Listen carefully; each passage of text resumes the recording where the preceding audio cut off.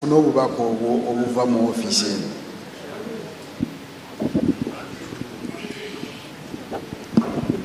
Assalamu alaikum warahmatullahi ta'ala wa barakatuh. Inna lillahi wa inna ilaihi raji'un.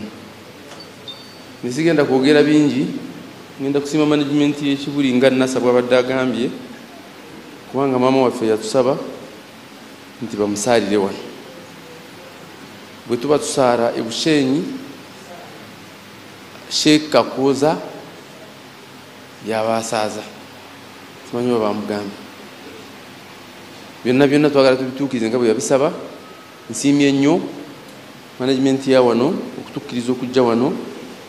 Saagala njogere bingi nga funali bombi bwe boogedde, Mama Mbabazi ne Nassa. Ffe twagezezzaako okulwaza omukadde waffe, ekyadde kisoboka kyonna twakikoze, naye nekikola ki nekirema, kubanga omukadde waffe yatandika okulwala 1997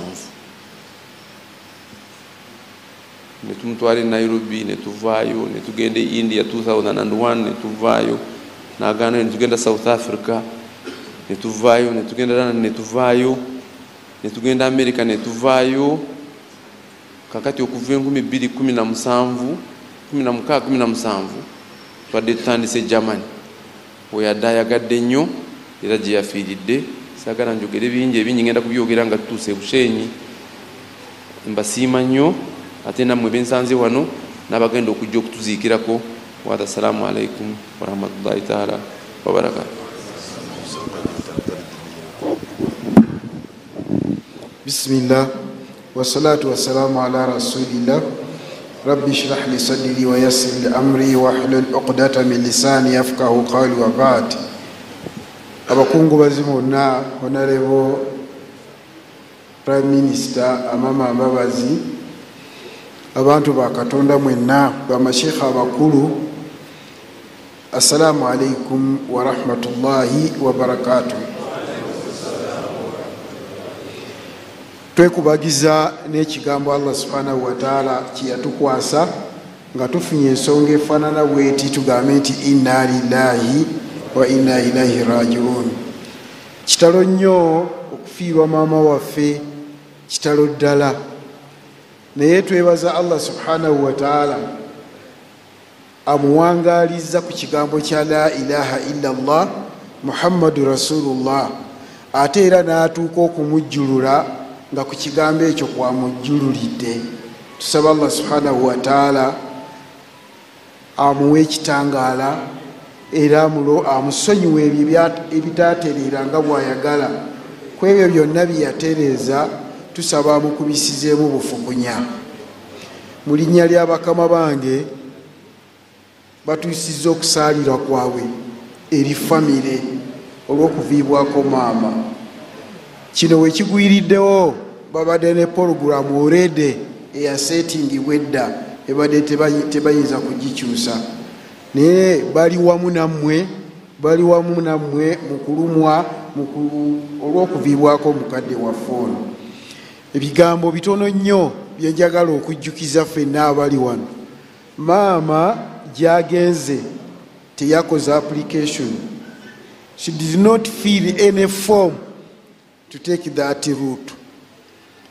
Tulina okwefaako ffenna, oyagala toyagala, ekifo ky'olimu, embeera gy'olimu, ekyo kigenda kutuukako. Naye ogenza otya?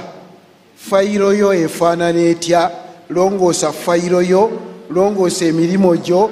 Enkomerero ya byonna nga tuli kuno ku nsi tugenda kusisinkana ani? Allah subhanahu wa ta'ala.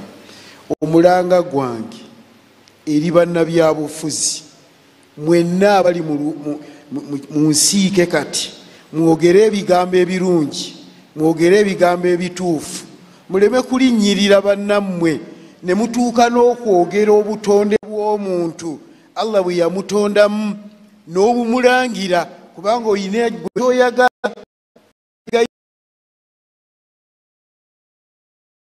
gyalimu Allah gye yamutondamu. Buli emu embeera gyalimu Allah gye yamwagaliza. Tosabira munno tolinyirira kadaala ku munno kubanga omulaba alina Allah kiyamukendezaamu gwe noyagala oyitire okwo ofune obululu. Tulongoose ennimi zaffe, ebyo byonna byaku nsi byakuleka, tugenda tukwata olugendo maama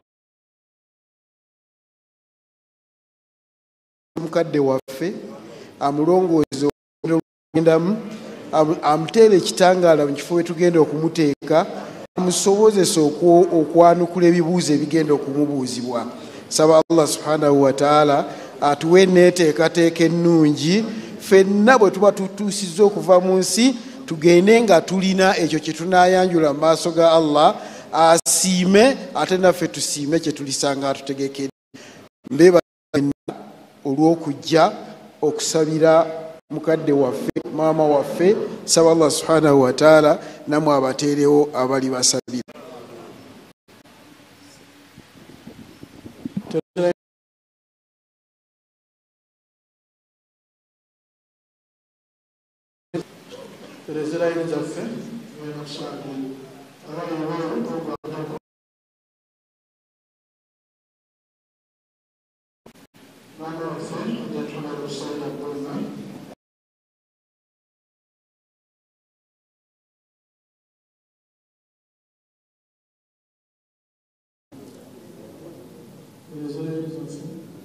Allahu Akbar.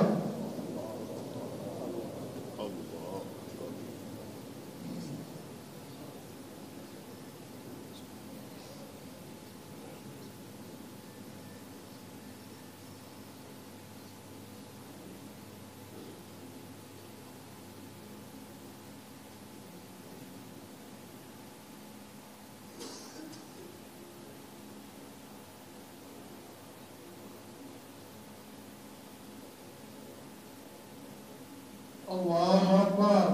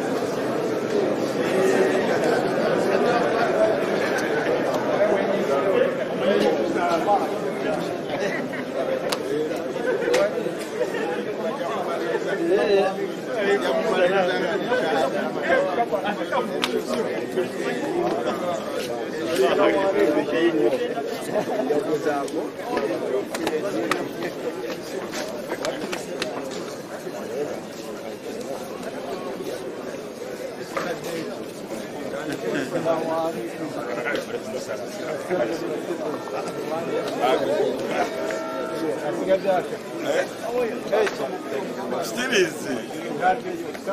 Naiba ito kitula sawe. Kitulika. Aji wunu ya maji kitula. Kitula. Saja amani. Amani kijaya.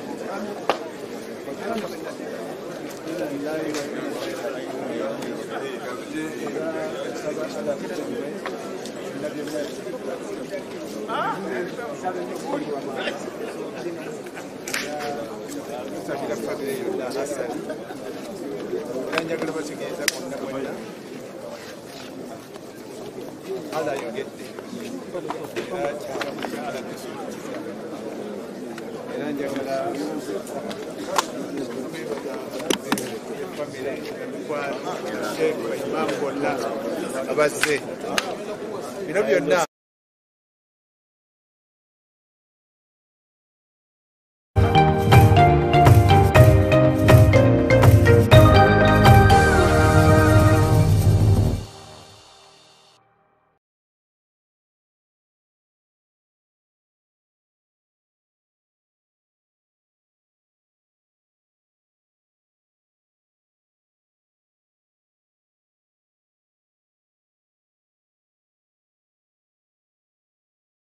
tambula ogenda Bushenyi sobole okutwala maama basobola okuwumulira era njagala kwebaza muzikiti ne imam wa Kibuli ne ba sheikh ba imam bonna monna asobola okujja kusaba mwebalire ddala inna lillahi wa inna ilaihi rajiun.